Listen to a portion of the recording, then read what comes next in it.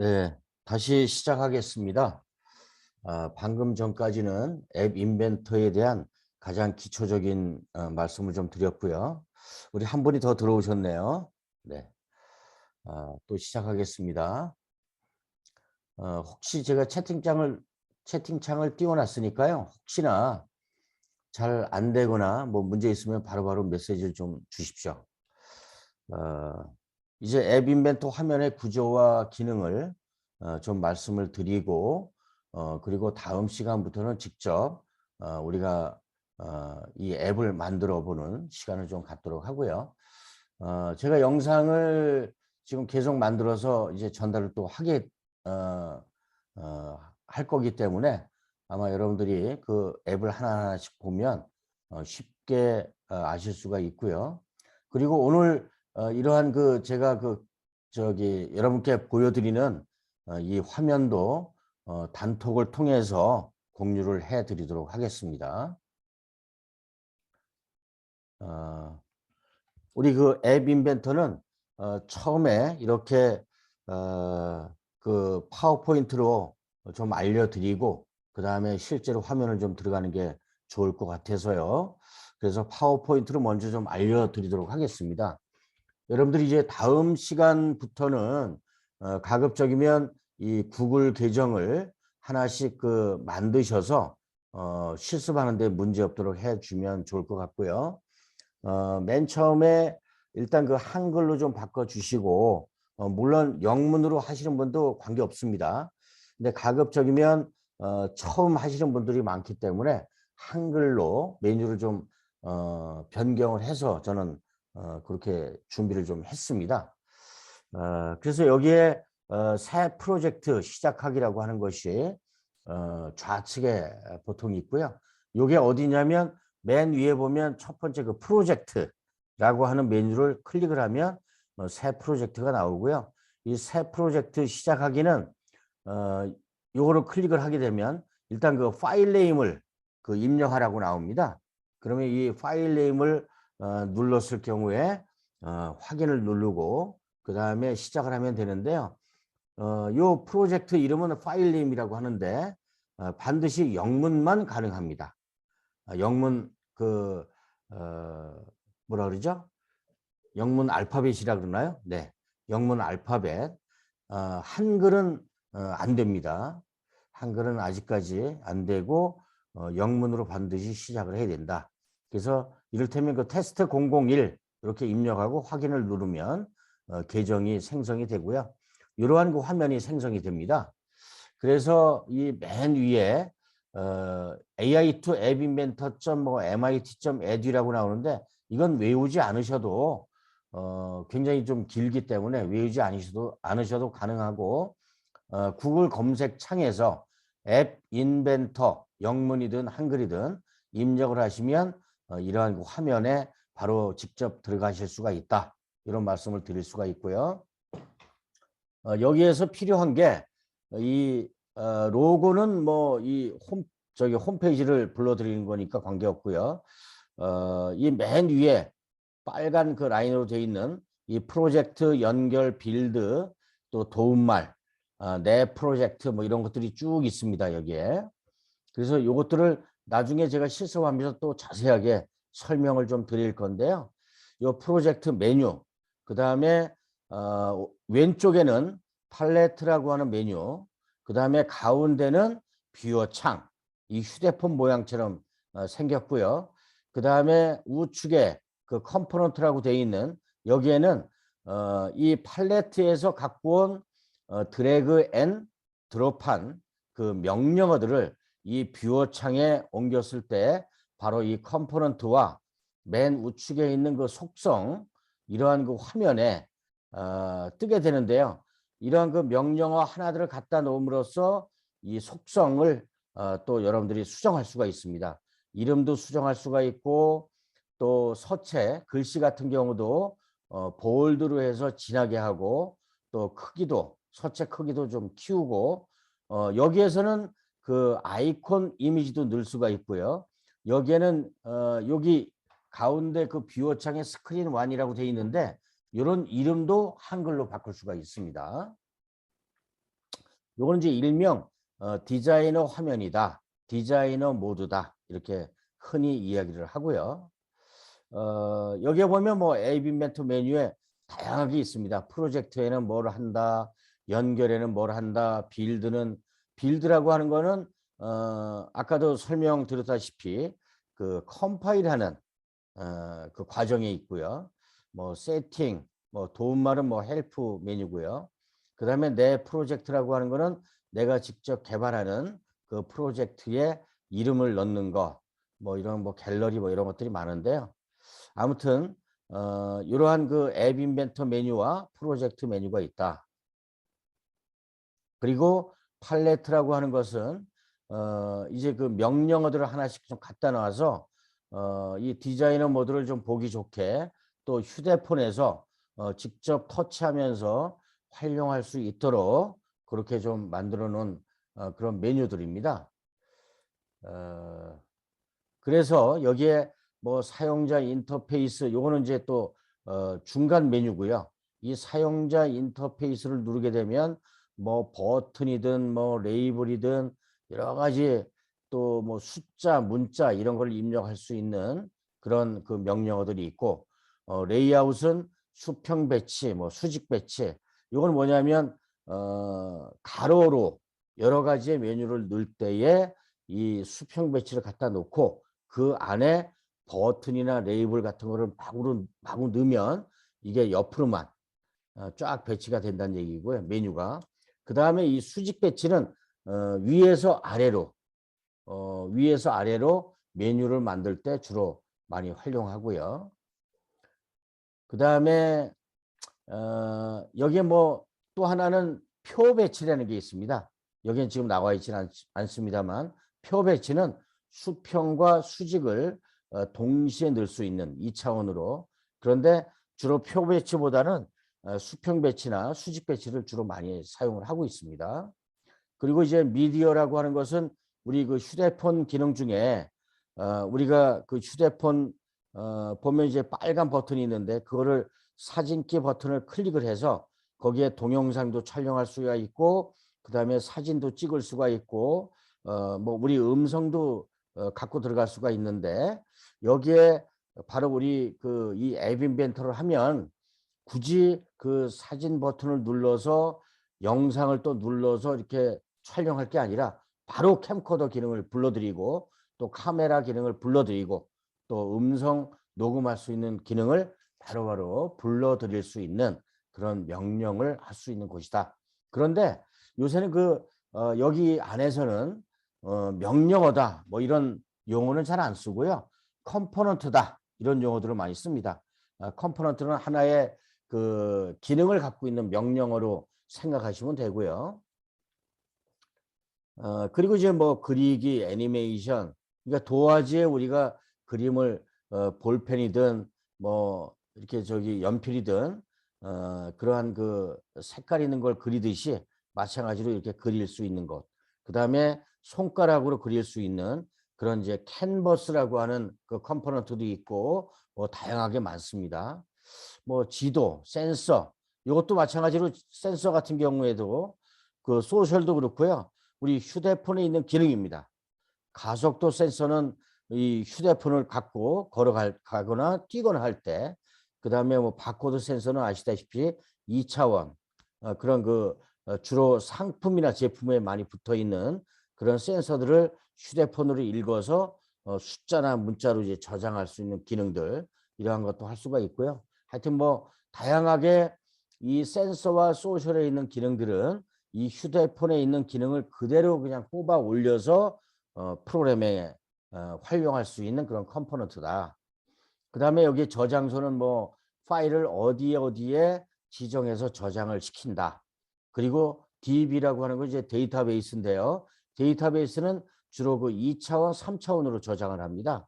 예를 들어서 여러분들 그 네이버나 구글에 할 때 이름, 뭐 저 생년월일, 그 다음에 이메일, 뭐 주소, 휴대폰 번호 이런 걸 넣을 때 이렇게 일자로 저장하는 경우도 있고요. 사람 이름을 맨 위에 놓고 아래로 쭉 저장하는 경우도 있고 이걸 보통 그 엑셀을 생각하시면 됩니다. 예, MS 엑셀이나 뭐 하여튼 그러한 그 엑셀을 보면 이렇게 칸이 막 쳐져 있는데 거기에 하나하나 셀에 저장하는 것들 그런 것들을 데이터베이스다. 데이터베이스 프로그램이다. 이렇게 이해하고 계시면 됩니다. 그리고 무선으로 활용하는 그 블루투스 기기와 기기 사이를 무선으로 연동을 시키는 걸 블루투스 기능이다. 그리고 이제 웹이라고 하는 것은 똑같은 우리가 앞으로 해야 될 게 앱인데요. 이 앱과 우리 컴퓨터나 우리 그 저기 노트북 같은 데서 보는 웹이라고 하죠. 월드 와이드 웹 WWW 그거와 우리 휴대폰에 저장된 앱 이거하고 웹하고 앱하고 또 연동을 시켜서 앱에서 명령을 보내면 저장을 하면 앱으로 넘어가서 앱에서도 보일 수 있게 하는 그러한 그 기능을 하는 것들 바로 그 컴포넌트라고 하는데요. 그 다음에 뭐 레고 마인스톰이라고 해서 이거는 요번 우리 그 프로그래밍에는 안 씁니다. 왜냐면 이건 별도의 그 레고 장치가 있어야 되기 때문에 보통 그 아두이노 그런 그 보드라고 하는데요. 아두이노 보드라고 하는 것은 그 사물 인터넷 우리가 휴대폰이나 컴퓨터로 무선으로 명령을 보냈을 때 코딩 언어로 보냈을 때 불이 깜빡깜빡한다든지 뭐 소리가 난다든지 이런 것들을 역할하는 것들을 바로 그 레고 마인스톰이라고 하는 그 별도의 그 저기 하드 장치에다가 생명을 좀 넣어주는 그런 일들이고요. 그다음에 뷰어창은 아까 말씀드렸다시피 그 휴대폰 모양으로 나와서 실제로 휴대폰에도 그렇게 모양이 나와지는 그러한 그 디자이너 모드에 있는 게 바로 그 뷰어 기능이고요. 이 외에도 아까도 잠시 그 설명을 드렸습니다만 이런 그 미디어라든지 속성, 컴포넌트 이런 부분들이 또 있다. 이건 이제 귀에 딱지가 앉을 정도로 많이 설명을 좀 드릴 겁니다. 요건 이제 그 디자이너 모드가 아니고 이 오른쪽 그 상단에 보면 블록이라고 써 있습니다. 우리가 뭐 그 군에서도 이런 그 저기 건물을 짓거나 아니면 그 땅에 블록을 하나하나 놓듯이 마찬가지로 이 블록도 1단계, 2단계, 3단계, 4단계로 블록을 하나하나 딱딱 끼워 맞춰 가면서 명령어를 수행하게 하는 그런 그 블록 언어의 영역이다. 이렇게 말씀을 드릴 수가 있고요. 이 블록 언어는 공통 블록과 또 이 우리가 디자이너 모드에서 실행한 이러한 그 직접 언어를 수행할 수 있는 그 두 가지로 나눕니다. 두 군데로 좀 나누게 되는데요. 요 부분도 마찬가지로 여러분들하고 같이 할 때 상당히 좀 편리하게 제가 아주 쉽게 접근할 수 있도록 좀 설명을 자세하게 드리겠습니다. 그래서 이 블록 모드에도 블록 코딩할 수 있는 모드에도 마찬가지로 왼쪽에는 그 블록 코딩 언어가 존재하고요.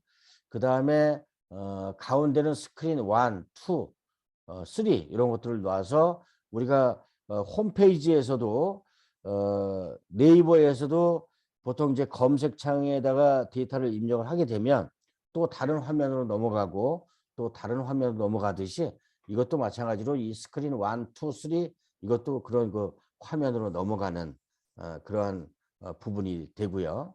그 다음에 여기에 그 오른쪽에 블록 밑에 그 가방이 하나 있죠. 백팩. 요거는 이제 여기 이 공통 블록이나 이런 데서 활용했던 그 블록 코딩 언어를 잠시 맡겼다가 다시 꺼내서 사용할 수 있는 거. 그 다음에 아랫부분에 있는 휴지통 같이 생긴 거는 이건 휴지통이라고 이야기하지 않고요. 쓰레기통이다. 완전히 한번 버리면 두 번 다시 재생해서 쓸 수 없는 그러한 그 쓰레기통이다. 이렇게 이해를 하고 계시면 될 것 같습니다. 그래서 여기 그 블록과 뷰어, 미디어 이런 것들을 다 활용할 수가 있고요. 이것도 마찬가지로 저 같은 경우는 이제 블록 코딩이다. 블록 코딩 언어다. 이렇게 이야기를 하는데 이것도 마찬가지로 그 컴포넌트다. 하나하나를 블록 그 컴포넌트다. 이렇게 이야기를 하셔도 됩니다. 이제는 그 앱 인벤터 테스트와 실행인데요. 직접 화면단에서 보긴 합니다만 이따가 끝나기 전에 시간이 되면 제가 직접 그 화면에 들어가서 하나하나씩 보여드릴 수가 있고요. 시간이 안 되면 우리 그 강의로 좀 마치고 다음 시간에 또 보여드리도록 하겠습니다. 이 앱 인벤터의 그 디자이너 모드입니다.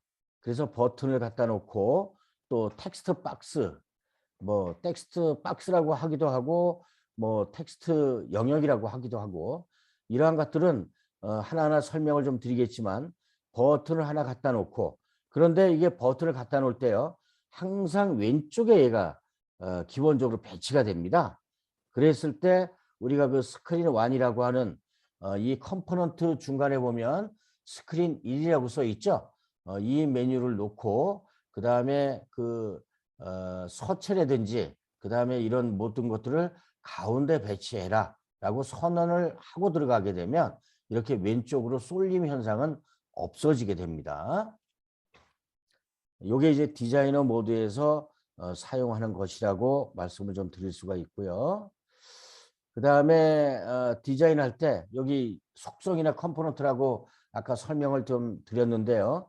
이러한 그 버튼을 만약에 갖다 놨으면 이 버튼에 이 컴포넌트 아래 보면 이름 바꾸기라고 있죠. 요 이름 바꾸기를 클릭을 해서 요 버튼 1이라고 하는 걸 또 수정도 하실 수가 있습니다. 그리고 이 속성 그 메뉴단에 가면 이 텍스트를 버튼 이렇게 수정을 하게 되면 이게 버튼 1이 버튼으로 또 바꾸기도 하고요. 그런데 잠깐 좀 놓치면 그냥 버튼 1 아니면 뭐 레이블 1 이런 것들이 그냥 딸려 나오게 되는데 이런 경우는 바로 즉시 수정을 하게 되면 문제없이 또 처리가 됩니다. 이 부분은 이제 블록 코딩 그 모드인데요. 블록 모드, 뭐 블록 코딩 모드, 블록 코딩들이 이렇게 생겼습니다. 아까 제가 잠깐 그 9구단 개발한 내용을 잠깐 보여드리시다만 이렇게 1단계로 사용하는 것들은 이렇게 그 이걸 무슨 색이라고 하죠? 하여튼 그 옛날에는 죄송한 얘기지만 이게 그 뭐 저기 변색, 뭐 똥색 이렇게 있는데 하여튼 이렇게 생긴 색이 이게 1단계 그 코딩 언어고요. 그 다음에 여기에 그 지정학이라고 해서 맨 밑에 있는 여기에 보면 버튼 1이라고 돼 있는 여기 밑에 그 코딩 그 뭐라 그러죠? 블록 모양이 있지 않습니까? 이 블록 모양을 보면 어떤 게 들어갈 수 있다. 이걸 또 쉽게 아실 수가 있습니다. 그래서 여기에 보면 이벤트 블록, 뭐 값 블록, 뭐 값 지정 블록 이렇게 얘기하는데 사실 첫 번째와 두 번째 거는 여기에 그 끼울 수가 없습니다. 이 세 번째 있는 진 녹색 이거를 갖다가 끼워야만 이게 2단계가 실행이 되고요. 요 가운데 있는 그 버튼 1 배경색이라고 하는 것은 이 지정하기 뒤에 갖다가 붙여야만 또 이 코딩이 들어갈 수가 있고 실행이 가능하게 되어 있습니다. 원래 이름은 뭐 이벤트 블록, 뭐 값 블록 이렇지만 실제로는 우리가 프로그래밍 할 때는 이러한 그 블록 이름을 쓰지 않고 우리가 이제 그 디자이너 모드에서 작업한 것을 어디를 선택을 하십시오. 그러면 이 블록을 갖다가 드래그 앤 드롭을 하십시오. 거기에 끼워 주십시오. 거기에 넣어 주십시오. 이렇게 보통 흔히 이야기를 합니다. 그래서 이 버튼 1을 선택을 하면 여기에 이 클릭했을 때 맨 위에 있는 거를 마찬가지로 마우스에서 드래그 클릭하고 옆으로만 쭉 옮기면 이 저기 회색 영역을 딱 떠나면 요거 하나만 놔두고 나머지는 쏙 들어갑니다. 원대 복귀하는 거죠. 그렇기 때문에 사실 하는 거는 그렇게 크게 어렵진 않습니다. 마찬가지로 이 코딩이라고 하는 건데요. 제가 방금 전에도 설명을 드렸다시피 그 1차 코딩 블록을 갖다 놓고 그 다음에 2차 코딩은 이렇게 안에다가 인서트 할 수 있고 이 블록이 다 모양들이 틀리기 때문에 쉽게 끼울 수 있도록 그렇게 되어 있습니다. 이런 식으로요. 그리고 항상 이 버튼 1, 요 1단계와 2단계 이 블록이 들어갈 수 있는 것은 노란색으로 이렇게 표시가 됩니다. 그렇기 때문에 아주 쉽게 이렇게 갖다가 적용할 수가 있고요. 그 다음에 3단계로 안녕하세요라고 한 것도 마찬가지로 이 텍스트라고 하는 거, 글씨를 입력할 수 있는 거는 텍스트에 다 들어가 있고요. 그 다음에 숫자를 입력할 수 있는 거는 이 수학이라고 하는 요 세 번째 이 공통 블록에 들어갈 수가 있고요. 보통 1단계는 이 디자이너 모드에 있는 이 명령어나 아니면 제어라고 하는 컨트롤이죠. 영어로는 이제 컨트롤이고, 그 다음에 논리는 로직이라고 되어 있고 영문으로. 보통 제어 단계에서 1단계에서 이러한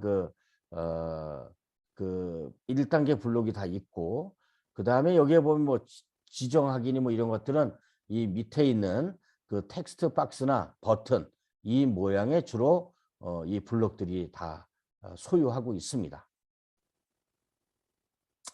요거는 휴대폰에 있는 모양이긴 한데요. 맨 위에는 MIT 앱 인벤터 2라고 작성을 해놨지만 실제로 휴대폰에 있는 플레이 스토어라고 있죠. 플레이 스토어에 들어가셔서 이 MIT 앱 인벤터라고 하면 안 되고요. AI 컴패니언 이라고 조회를 하면 이 앱 인벤터 꿀벌 같은 모양이 나옵니다. 그래서 제가 영어로 좀 써드리면 AI 컴패니언, AI 컴패니언, AI 컴패니언 앱을 플레이 스토어에서 무료니까요. 다운로드 받아서 휴대폰에 저장해 놓으시면 좋습니다. 네. AI 컴패니언이라고 해서 이러한 앱을 플레이 스토어, 구글 플레이 스토어에서 다운받아서 휴대폰에 저장해 놓으면요. 처음에는 이 모양이 아닙니다. 이 모양이 아니고 다른 모양인데 여기에서 이 스캔 QR 코드로 이 컴파일을 하게 되면요. 화면에 QR 코드가 생성이 됩니다. 사각형에. 그럼 QR 코드를 스캔하게 되면 휴대폰으로 오브젝트 파일이 넘어옵니다. 그래서 다운로드 받고 그 다음에 설치하고 그 다음에 실행을 하게 되면 바로 앱이 탄생이 되게 되는 그러한 역사가 또 이루어집니다. 방금 말씀드린 이야기고요. 여기에 연결이라고 이렇게 돼 있는데 저 같은 경우는 연결은 안 쓰고요. 요 옆에 빌드라고 있지 않습니까? 요 빌드 명령을 눌러서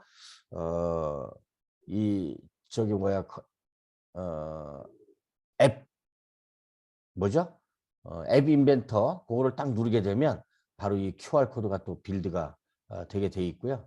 그렇게 하게 되면 스마트폰에서 이렇게 실행이 된다. 그래서 버튼을 눌렀을 때 안녕하세요라고 하는 글이 나온다. 그리고 요거를 여기에 또 음성 변환을 여기에다가 넣게 되면 안녕하세요라고 또 말로도 나오고요. 그렇게 돼 있습니다. 요거는 이제 에뮬레이터를 사용하기인데요. 휴대폰을 부득이하게 사용을 못할 경우에 이 에뮬레이터를 PC에 다운로드를 받아서 PC에서 실행하는 PC에서 컴파일하는 과정인데 저희는 이번 과정에 사실은 여러분들이 갖고 계신 것이 윈도우즈 컴퓨터나 아니면 크롬 컴퓨터를 갖고 있는 것으로 제가 알고 있기 때문에 이거를 괜히 가르쳐 드리면 또 혼선이 올 수가 있습니다. 물론 모르는 것보다는 좀 낫긴 할 텐데요. 여기에 앱 인벤터 to setup on Windows라고 해서 여기 1번 돼 있죠. 다운로드 인스톨러 이걸 다운로드 받아서 이런 식으로 설치를 해서 컴퓨터에서 올려가지고 컴퓨터에서 컴파일하게 하는 그런 걸 보통 에뮬레이터다 이렇게 이야기를 하고 거기에 올리면 이렇게 설치도 하고 그 다음에 또 이 복잡한 과정 이 에뮬레이터를 눌러서 이걸 조금 늦습니다. 우리가 그 휴대폰이나 그 크롬북에서 하는 것보다는 이 크롬북이나 이 안드로이드 같은 경우에는 여러분도 잘 알다시피 구글에서 만든 운영 체제가 바로 이 그 휴대폰에 있는 안드로이드 OS입니다. 그리고 이 안드로이드는 리눅스라고 하는 이 컴퓨터나 서버에서 지금 쓰고 있는 그 운영 체제입니다. 운영 체제라고 하는 거는 프로그램인데 하나의 그 서버 단에서 그 통제하는 프로그램입니다. 컴퓨터와 컴퓨터 하드웨어와 또 사용자 간 그러니까 윈도우즈 같은 것이 바로 리눅스다 이렇게 생각을 하시면 되고요. 그런데 주로 이런 그 개인용 컴퓨터보다는 서버 단에서 주로 많이 사용하는 게 리눅스라고 하는 거고요. LINUX 아마 그 영상으로 여러분들이 좀 봤을지 모르겠습니다만 제가 영상을 할 때 제가 그 리눅스를 말씀을 드린 적이 있습니다. 그 리눅스에서 파생이 돼서 아주 휴대폰에 휴대폰에서 돌아갈 수 있는 그런 작게 컴팩트하고 슬림으로 만든 게 바로 안드로이드다. 그래서 안드로이드 운영 체제는 딱 한 군데 구글사에서만 개발한 거고 구글사에서만 그 공급을 합니다. 실제로 우리가 삼성의 그 갤럭시 폰을 갖고 있어도 이 하드웨어는 삼성에서 만든 거지만 실제로 안에 담겨 있는 그 소프트웨어 프로그램들은 거의 다 그 구글 그 회사의 그 제품이 더 많습니다. 그리고 여러분 중에 아마 그 아이폰을 갖고 계신 분도 계실 텐데 이 아이폰 같은 경우에는 애플사에서 다 만든 iOS라 그러죠. iOS 그거는 전부 다 애플사에서 만든 거기 때문에 그런 그 운영 체제는 또 그러한 그 미국에서 전부 다 정권을 갖고 있어서 사실 우리가 그 갤럭시 폰 하드웨어를 우리가 사고는 있지만 거의 한 50% 아니면 뭐 60, 70%는 거의 다 미국에서 다 수익을 갖고 있습니다.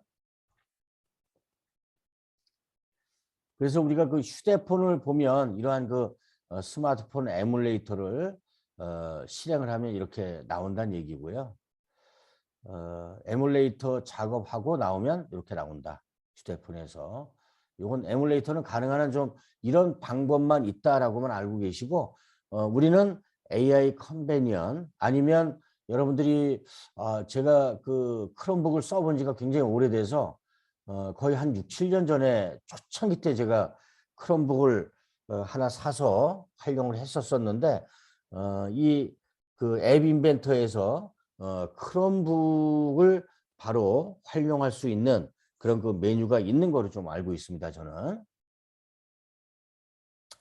그래서 이 빌드를 저는 주로 쓸 거고요. 이 앱이라고 해서 .apk 파일 여기 점이 하나 있습니다. 이 그 괄호 연 곳에 .apk 파일을 통해서 QR 코드로 센싱을 해서 앱을 쉽게 다운로드 받고 설치하고 그 다음에 활용할 수 있는 그러한 그 방법으로 아주 쉽게 좀 가보려고 합니다.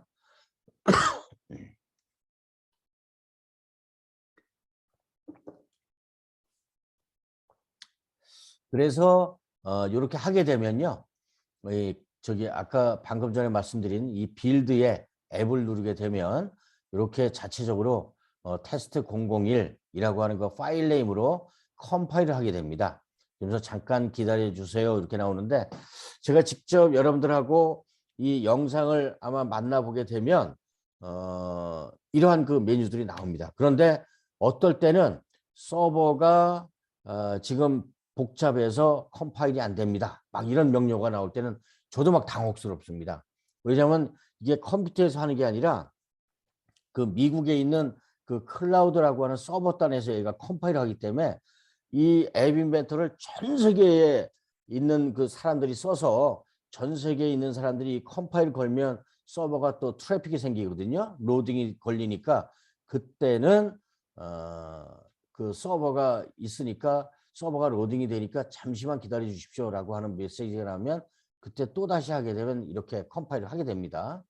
요게 보통 뭐 30%, 35%, 50%, 그다음에 막 95%휙 지나갑니다. 요게 끝나면 지금 아래 모양대로 하나는 download.apk 파일. 요거는 우리 크롬북 갖고 계신 분들은 다운로드를 받으셔도 됩니다. 바로 거기에서 실행이 가능하니까요. 그다음에 저 같은 경우에는 크롬북이 없어서 휴대폰으로 이 QR코드를 그 센싱을 합니다. 아까 설명을 드렸던 AI 컴패니언이라고 하는 그 앱을 다운받아서 카메라 기능을 이렇게 키면 이 QR코드를 바로 센싱을 하거든요. 그러면 즉시 제 폰으로 그 소스 프로그램, 컴파일된 프로그램이 넘어오게 됩니다. 그래서 이 윈도우가 됐든 그 다음에 크롬북에서는 이 APK 파일을 다운로드 받는데요. 이 APK 파일은 열어보지 못합니다. 실행만 가능한 파일이기 때문에 소스 프로그램을 전혀 일체 보실 수가 없습니다. 이 소스 프로그램은 반드시 앱 인벤터에만 들어가야 볼 수가 있습니다. 네, 여기까지가 제가 그 준비한 내용입니다. 그래서 우리가 지금 한 8시 반이 됐습니다.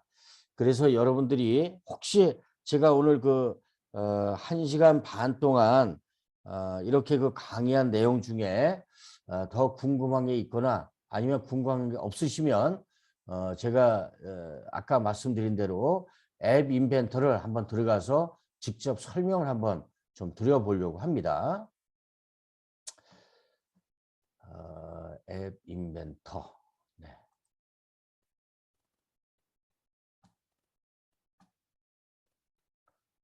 공유로 한번 좀 들어가 보도록 하겠습니다.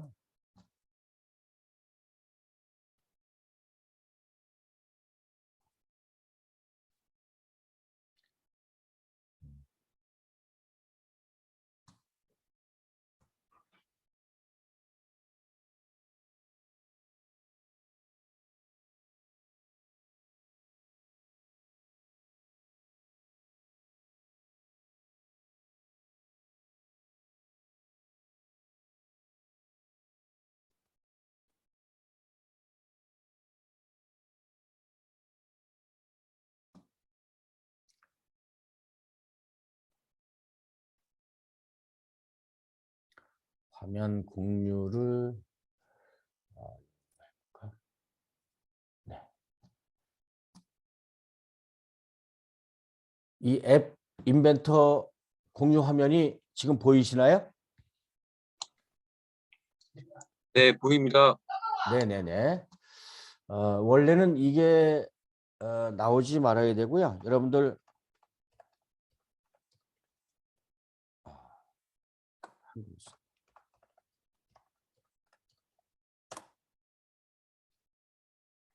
이 화면이 나와야 정상입니다.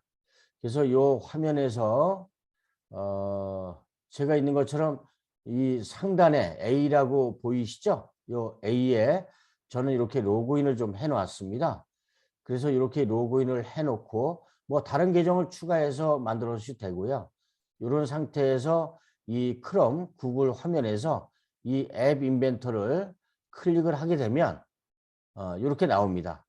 제가 늘 영상을 만들 때 이러한 그 화면들을 좀 보여드릴 텐데요. 이 MIT 앱 인벤터 이거를 클릭을 하게 되면 아까 말씀드렸다시피 이러한 그 화면이 나오는데요. 이 오른쪽에 영어, 한국어 돼 있죠. 그냥 영어 상태로 놔둬도 되고요. 여러분들이 궁금하시면 한국어를 누르게 되면 이렇게 즉시 직역이 됩니다. 근데 좀 이상하잖아요. 에 대한 뭐 교육자 뭐 이렇게 돼 있어서 뭐 가르치다, 뭐 튜토리얼 이렇게 나오고 네. 앱을 만드세요. 여기를 누르셔도 되고요. 그 다음에 이 지금 시작 여기를 누르셔도 되고 그 다음에 이 앱 인벤터 이 세 가지를 다 누르셔도 됩니다. 그런데 뭐 굳이 이렇게 복잡하게 하실 필요는 없고요. 이 앱을 만드세요 라고 해서 여기를 클릭하면 제가 작업했던 그러한 그 화면으로 들어가게 됩니다. 네, 이런 화면이 되고요. 저 같은 경우는 대략 한 2017년도부터 이걸 지금 개발해서 한 5년 정도가 되기 때문에 제가 그 여러분들 그 교육을 좀 해드리려고 이 만보기를 만들다가 남은 이 화면이 나옵니다. 아주 가장 기본적인 화면을 좀 제가 띄워보려고 하는데요. 지금 요게 아까 말씀드렸다시피 이 프로젝트가 있고 연결, 빌드, 뭐 세팅 이렇게 있는데 일단 제일 먼저 제가 시작하기를 한번 눌러보겠습니다. 프로젝트 하면 이렇게 돼 있죠. 그럼 여기에 제가 영상으로도 말씀을 많이 드렸지만 뭐 테스트 1 아니면 뭐 샘플 1 이러면 이 그 앱이 나중에 보면 여기에 지금 제 것도 나와 있습니다. 뭔지 찾을 수가 없어요. 그래서 가급적이면 여러분들이 뭐 테스트 1이라든지 뭐 샘플이라든지 이런 거 말고 앱을 만들기로 한 그런 그 파일 네임을 여기에 영문으로 적어 주시면 좋습니다. 그래서 오늘 저하고는 한글이 입력이 됐네요. 예를 들어서 뭐 앱 인벤터 앱 인벤터 실습을 처음 하는 01이다. 이런 식으로 해도 관계는 없습니다. 그래서 확인 버튼을 누르면 이게 이제 초기 화면으로 해서 아무것도 없이 이렇게 나타나게 됩니다. 그렇게 하고 지금 제가 요 왼쪽에 보면 앱 인벤터 01이라고 하는 이름이 여기에 붙어 있고요. 그 다음에 또 어디 있냐면 요 오른쪽에 이 앱 이름이라고 해서 여기에 들어와 있죠. 이 처음에 사실은 이런 그 앱 인벤터를 사용해 보신 분은 무섭지가 않은데 앱 인벤터를 한 번도 사용해 보지 않으신 분들은 좀 혹해요. 야, 이건 뭐부터 해야 되지? 막 메뉴 굉장히 많은 것 같고 또 해야 될 것도 많을 것 같은데 이제 하시다 보면 전혀 겁나지도 않고요. 쉽습니다. 그래서 여기에 이제 팔레트라고 하는 게 있고 여기에 사용자 인터페이스가 있죠. 왼쪽에 레이아웃도 있고 또 미디어도 있고 이걸 클릭하시면 됩니다. 그리기 앤 애니메이션 그리고 지도 그 다음에 센서 그 다음에 소셜 여기에 저장소 뭐 데이터베이스 같은 거요. 요 타이니 DB 뭐 여러 가지들이 클라우드 DB 이런 것도 많죠. 원래는 이것도 예전에 TINY DB 이렇게 나왔었는데 한글로 또 번역이 되고 있습니다. 여기에 연결, 레고 마인스톰하고 연결하는 그 센서들 거의 다 센서 아닙니까? 조도 센서, 소리 센서, 터치 센서, 그 다음에 실험실 확장 기능. 그런데 요 레고 마인스톰 아니면 뭐 연결 이후부터는 거의 저하고 할 때는 이런 그 과정에서는 필요 없고요. 거기다가 지금 보면 이 사용자 인터페이스라든지 그 다음에 레이아웃, 미디어, 그리고 그리기, 지도, 센서, 소셜 여기까지를 제일 많이 사용을 하고 그 다음에 후반전에 들어가면서 이 저장소에 그 타이니 DB라든지 이런 것들을 좀 끌어다가 사용할 겁니다. 요게 팔레트 그 컴포넌트라고 얘기를 하고요. 이를테면 이 버튼, 뭐 레이블 이런 것들이 있는데 아까도 보면 그 레이블을 하나 갖다 놓고 텍스트 창을 갖다 놨죠. 이게 텍스트 박스입니다. 아까 그 파워포인트에서 봤던 그 내용이 이 텍스트 박스였고요. 텍스트 창 그리고 버튼이었습니다. 이렇게 두 가지 이렇게만 갖다 놓으면 돼요. 근데 이게 왼쪽으로 자꾸 쏠리잖아요. 그러면 여기에 지금 비호창인데 여기에 컴포넌트라고 하는 곳에 가서 이 스크린 1을 눌러서 이 스크린 1의 수평 정렬을 가운데로 수직 정렬을 가운데로 그럼 이렇게 갖다 놓으면 이렇게 가운데 위치합니다. 네. 수평은 아시다시피 왼쪽 이쪽이죠. 왼쪽에서 오른쪽 그 다음에 수직 같은 경우에는 위에서 아래 이렇게 이게 원 상태였었죠. 뭐 전혀 뭐 어려울 것도 없고 또 무서워할 것도 없습니다. 가운데. 그 다음에 수직 정렬을 가운데. 그러면 휴대폰 정 가운데 위치한다. 그런 뜻이고요. 그 다음에 여기에서 요거는 바로 이제 스크린 1에 갖다 놓은 겁니다. 그리고 이 스크린 1도 이게 매번 스크린 1이라 그러면 좀 이상하잖아요. 그러면 여기에 우리가 이 그 속성이라고 하는 곳에 이 밑에 가면 스크린 1이라고 있습니다. 여기에 뭐 이름이 나오는 앱, 이름이 나오는 앱 이렇게 수정을 하게 되면 이게 이름이 나오는 앱으로 바뀝니다. 그죠? 요 이름이 나오는 앱 이렇게 바뀌고요. 요것도 좀 검정색이 좀 거슬린다. 그러면 여기에서 제목 보이기를 클릭해서 없애버려요. 없죠? 이렇게 됩니다.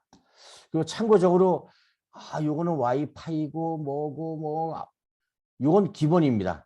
9시 48분이 하여튼 24시간 365일 계속 9시 48분으로 나오니까 지금 뭐 9시 48분 아닌가 이렇게 싶은데 전혀 요 검정거는 개의치 마십시오.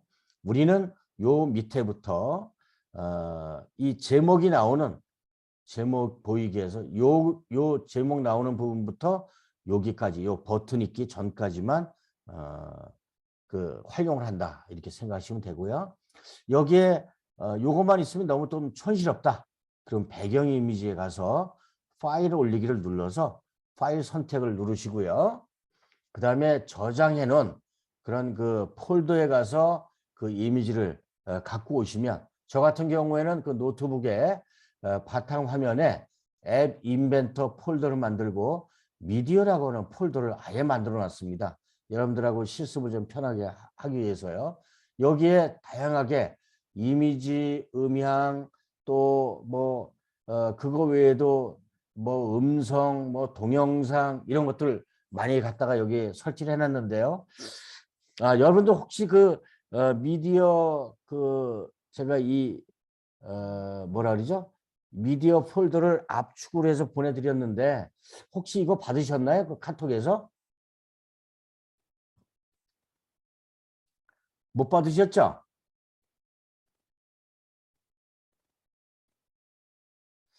제가 하여튼 저기 다 들어오시게 되면 다시 한번 또 보내도록 그렇게 한번 해보겠습니다. 네.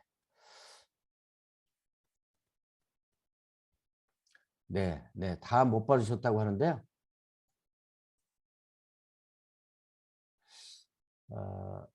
크롬북을 받았는데 저런 켜는 법이 궁금해요. 그렇군요. 그러면 그 크롬북을 저한테 그 윗부분을 이렇게 좀 사진을 좀 찍어서 나중에 카톡을 보내주시면 어떤 거라고 제가 알려드릴 수가 있는데 저는 사실 그 크롬북을 굉장히 오래전에 썼기 때문에 최근에 그 크롬북은 제가 없습니다. 그래서 그 전원 키는 법도 제가 알려드릴 수가 있을 것 같은데요. 아무튼 만약에 안 되면 제가 그 강원대학교에 그 우리 그 수업을 진행하는 데가 있으니까 거기에서 크롬북을 한번 보고 제가 단톡에 올려서 이렇게 사진으로 찍어서 올려 드리기도 하고요. 그리고 크롬북이 아니래도 관계없습니다. 예, 윈도우에 저는 지금 윈도우에서 사용을 하고 있기 때문에 또 누가 올리셨네요. 같은 크롬북이라면 오른쪽 USB 꽂는 곳 아래쪽이 전원 버튼입니다. 아마 충전 그렇죠, 맞아요. 아마 그 크롬북이 그 상당히 좀 가볍고 작을 겁니다. 그래서 아마 그 여러 가지 그 기능들을 좀 많이 뺀 걸로 알고 있어요. 그러니까 좀 한번 보시고요. 그렇군요. 계속 누르고 있어도 안 켜지고. 제가 미디어 파일은 저작권, 제가 그 영상을 계속 찍으면서도 여러분들한테 늘 말씀드린 겁니다. 특히 이 사진, 그 다음에 음향, 동영상 이런 것들은 제가 최대한으로 저작권 없는 걸로 준비를 좀 해놨습니다. 그리고 제가 최종적으로 또 수업을 계속하면서 이런 그 이미지들을 다운받고 있는데요. 무료로 배포하는 사이트에 들어가서 제가 다운로드 받아서 여러분들한테 공유를 좀 해드린 겁니다. 근데 가급적이면 요거는 다른데 그렇다고 해서 일부러 뭐 주실 필요는 없잖아요. 요거는 제가 여러분들 교재는 받으셨죠? 요런 교재. 요 교재, 예. 이 교재에서 기본적으로 주는 그 이미지를 일단 제가 여러분들한테 공유해 드리는 거고요. 그리고 요 저기 이미지하고 요 미디어 폴더를 그러면 제가 지금 현재는 7분인가가 들어오신 것 같은데, 왜냐면 나중에 들어오시는 분들은 또 이걸 못 받아요. 그래서 제가 요거를 좀 공유를 나중에 이걸 하나하나씩 더 보내드리면 다운로드 받기가 힘드시니까 압축해서 zip 파일로 좀 보내드릴 테니까 여러분들이 크롬북 갖고 계신 분은 조금 또 압축을 푸는 프로그램을 또 다운받아서 이걸 풀어야 된단 말이죠. 그래서 일단 그래도 zip 파일밖에 지금 보내드릴 방법이 없어요. 이게 지금 굉장히 많기 때문에 수십 개가 되는데 이걸 하나하나 다운받기 어려우시니까 제가 이걸 zip 파일로 좀 보내드리고요. 아까 제가 바탕화면에 뭘 좀 깔으려고 했었죠. 예, 바탕화면에 까는 거는 뭐 여기에 아무 어떠한 이미지를 갖고 와도 관계는 없습니다.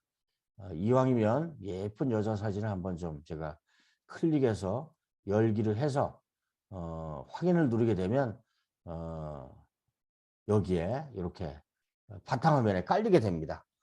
여러분들 뭐 여자친구 아니면 뭐 자녀들 사진 그런 것도 이렇게 여기에 여러분들이 올려도 가능합니다.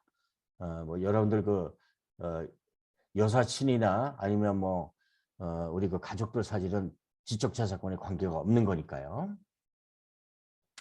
그리고 이제 여기 아이콘이라고 또 있죠. 이 아이콘은 현재 기본적으로 아이콘이 없음으로 해서 이 빌드를 하게 되면 요 맨 위에 있는 MIT 앱 인벤토리 요 벌집 같은 거 있죠.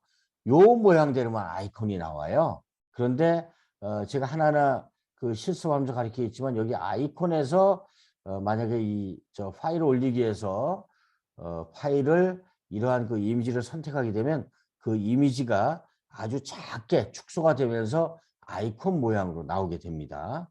이것도 이제 하나하나 제가 좀 알려드릴 거고요.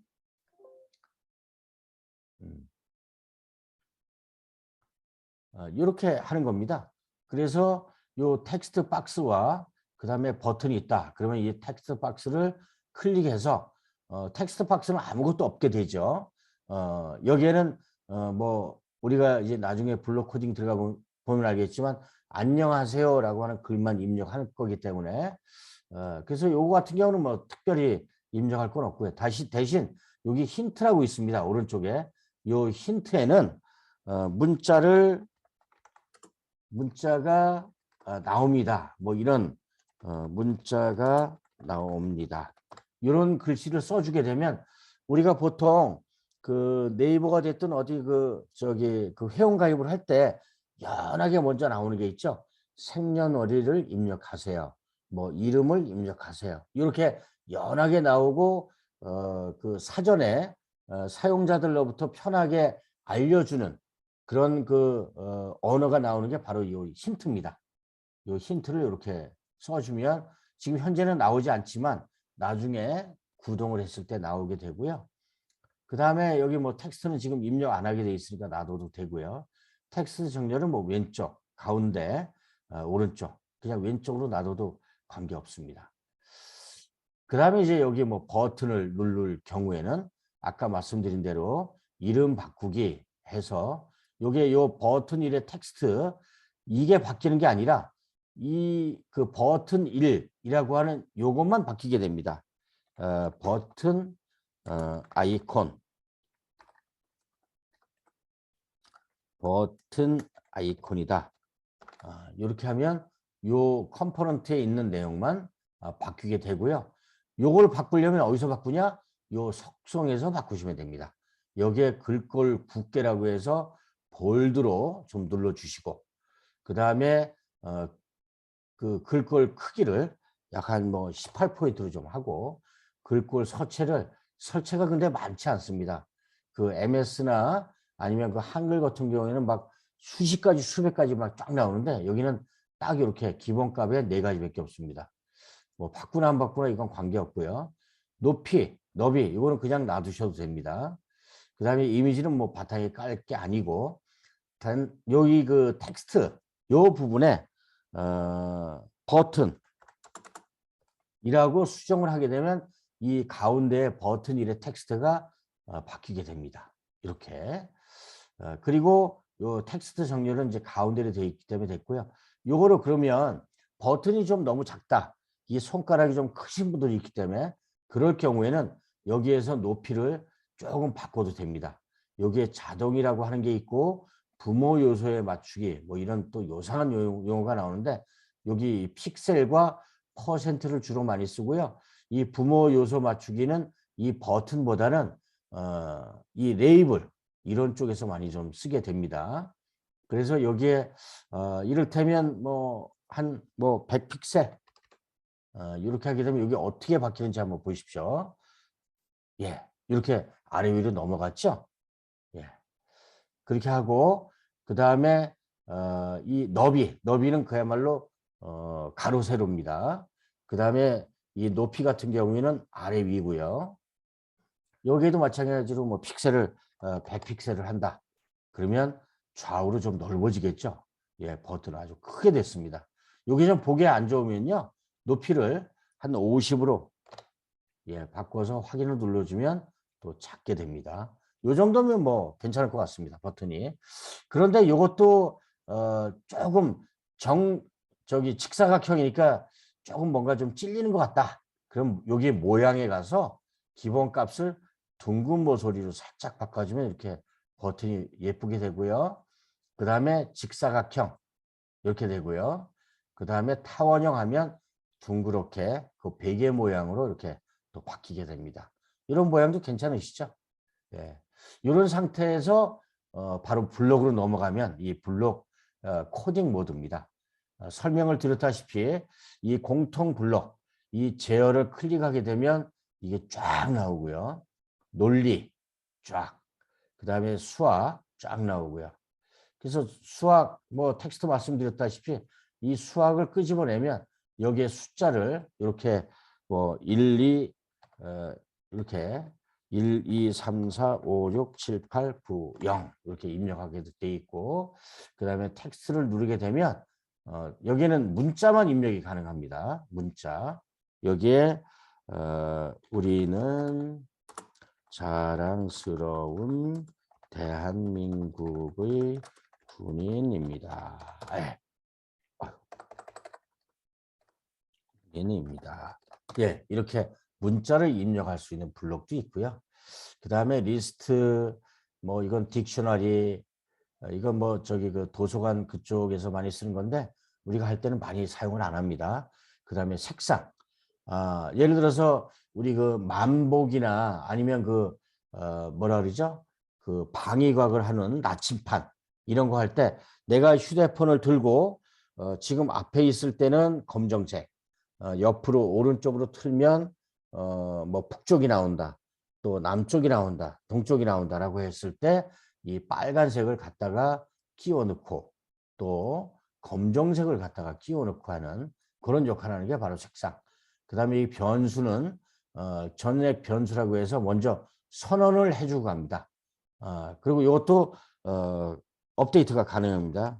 시간을 난 먼저 그 선언을 하고 가겠다. 그 다음에 여기에 초기 값은 0이다. 이렇게 해서 이거를 갖다가 끼워주게 되면 시간에 1, 2, 3, 4, 5, 6, 7, 8, 9, 10을 난 선언하고 들어가겠다. 그러면 요 시간만 밑에서 쓰게 되면 1, 2, 3, 4, 5, 6, 7, 8, 9, 0이 그대로 끌려 들어온다. 이렇게 하는 것들을 이제 전역 변수라고 하고요.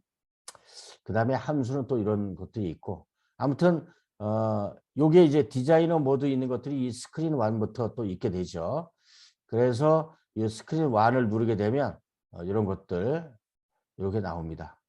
그리고 이제 버튼 아이콘부터 보통 많이 들어가죠. 왜냐하면 아까 이 디자이너 모드에 이야기한 것처럼 제일 먼저 해야 될 거는 이 버튼을 먼저 누르는 게 그 우선순위 아닙니까? 그러면 이 블록 모드에 가서 이 버튼 아이콘을 누르게 되면 여기에 블록 언어가 나옵니다. 여기에 언제 버튼 아이콘을 클릭했을 때 어떻게 해라? 여기에 우리는 자랑스러운 그 언어가 나오게끔 대신 여기에 또 지정을 해야 됩니다. 텍스트가 나오게끔 지정하는 것들은 또 여기에 지정하기 텍스트 박스에서 텍스트 요 아래에 보면 이렇게 또 텍스트가 나옵니다. 그러면 여기에 텍스트 박스에 텍스트가 있고요. 또 요게 지금 여기에는 끼울 수가 없지 않습니까? 맞질 않으니까. 그러면 이 텍스트 박스에 가서 여기에 맞는 지정하기 뭐 텍스트 박스 텍스트를 한다. 그러면 이 지정하기를 끌어다가 여기에 갖다가 설치를 하고요. 그 다음에 여기에 맨 뒤에 이렇게 한다. 그러면 뭐 나중에도 여러 차례 설명드릴 겁니다. 위에서 아래로, 그 다음에 좌측에서 우측으로, 위에서 아래는 버튼 아이콘을 클릭했을 때 실행해라. 뭘? 지정했던 텍스트 박스, 요거죠. 그 텍스트 박스라고 해서 이렇게 사각형이 있는데 여기에 지정을 해라. 텍스트로 뭘? 우리는 자랑스러운 대한민국의 군인입니다를 지정해라. 아, 그러고 보니까 지금 죄송합니다. 이 9시가 다 됐네요. 다음 시간에 또다시 만날 걸 좀 약속을 드리고요. 제가 영상을 또 30분 가까이 이렇게 차곡차곡 하나하나씩 좀 만드는 거를 준비를 좀 해놨습니다. 자, 여러분들이 그 영상을 한번 보고 다음 시간에 또 만나 뵙도록 하겠습니다. 자, 오늘 여기까지 좀 하겠습니다. 혹시 질문사항이거나 아니면 좀 저한테 협조를 좀 요청할 사항이 있으면 좀 말씀해 주시기 바랍니다. 없으시면 제가 여기서 마무리를 좀 하고요.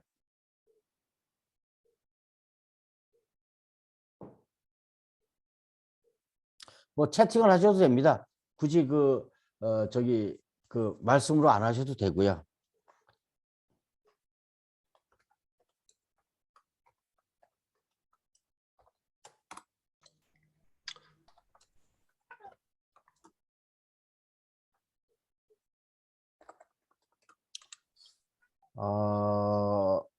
아마도 제가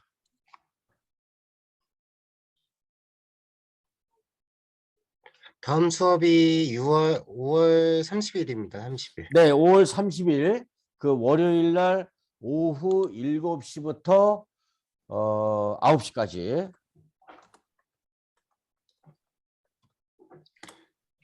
고생하셨습니다. 네. 네. 네, 수고하셨습니다. 감사합니다.